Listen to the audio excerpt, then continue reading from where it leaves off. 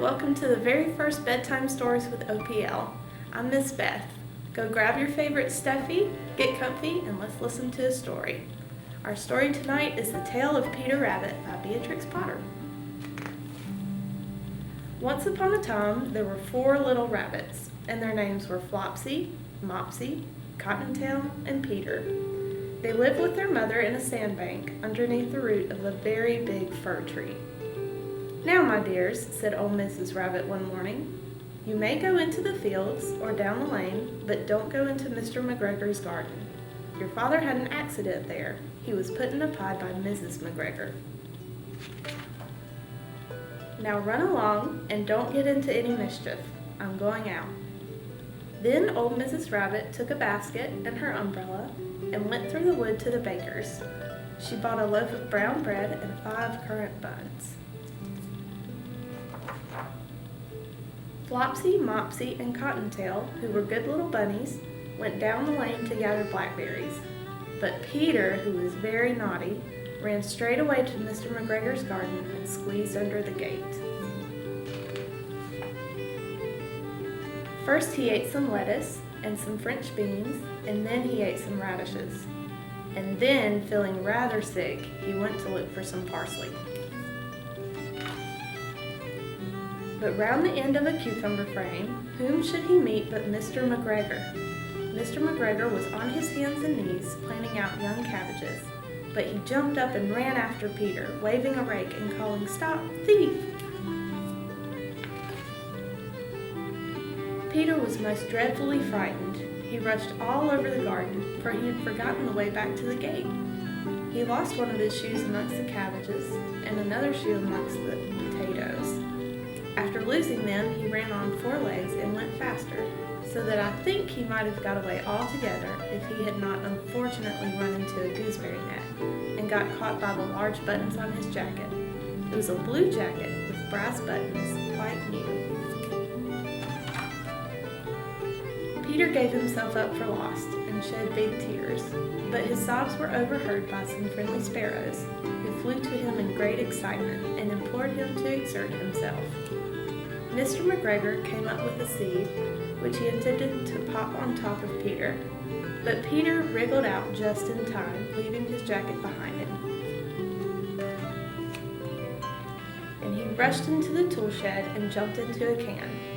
It would have been a beautiful thing to hide in if it had not had so much water in it. Mr. McGregor was quite sure that Peter was somewhere in the tool shed, perhaps hidden underneath a flower pot. He began to turn them over carefully, looking under each. Presently, Peter sneezed, "Kerty-shoo!" Mr. McGregor was after him in no time. He tried to put his foot upon Peter, who jumped out of a window, upsetting 3 plants. The window was too small for Mr. McGregor, and he was tired of running after Peter. He went back to his work. Peter sat down to rest. He was out of breath and trembling with fright, and he had not the least idea which way to go. Also, he was very damp with sitting in that can. After a time, he began to wander about, going lippity-lippity, not very fast, and looking all around.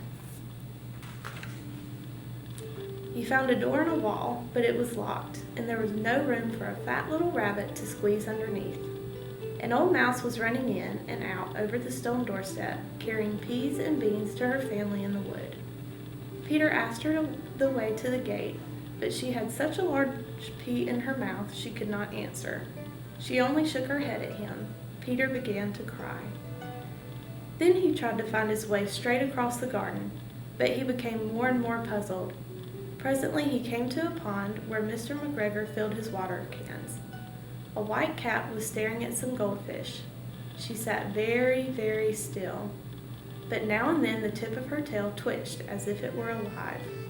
Peter thought it best to go away without speaking to her. He had heard about cats from his cousin, little Benjamin Bunny. He went back towards the tool shed, but suddenly, quite close to him, he heard the noise of a hoe, scritch, scratch, scratch, scritch. Peter scuttered underneath the bushes, but presently, as nothing happened, he came out and climbed upon a wheelbarrow and peeped over. The first thing he saw was Mr. McGregor hoeing onions. His back was turned toward Peter, and beyond him was the gate. Peter got down very quietly off the wheelbarrow and started running as fast as he could go along a straight walk behind some black currant bushes. Mr. McGregor caught sight of him at the corner, but Peter did not care. He slipped underneath the gate and was safe at last in the wood outside the garden. Mr. McGregor hung up the little jacket and the shoes for a scarecrow to frighten the blackbirds. Peter never stopped running or looking behind him until he got home to the big fir tree. He was so tired that he flopped down upon the nice soft sand on the floor of the rabbit hole and shut his eyes. His mother was busy cooking. She wondered what he had done with his clothes.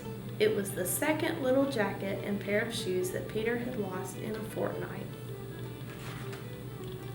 I'm sorry to say that Peter was not very well during the evening. His mother put him to bed and made some chamomile tea, and she gave a dose of it to Peter. 1 tablespoon to be taken at bedtime. But Flopsy, Mopsy, and Cottontail had bread and milk and blackberries for supper. I hope you enjoyed our story for tonight. We have this story and lots more like them at the library, so come see how far your imagination can take you. Good night, sweet dreams!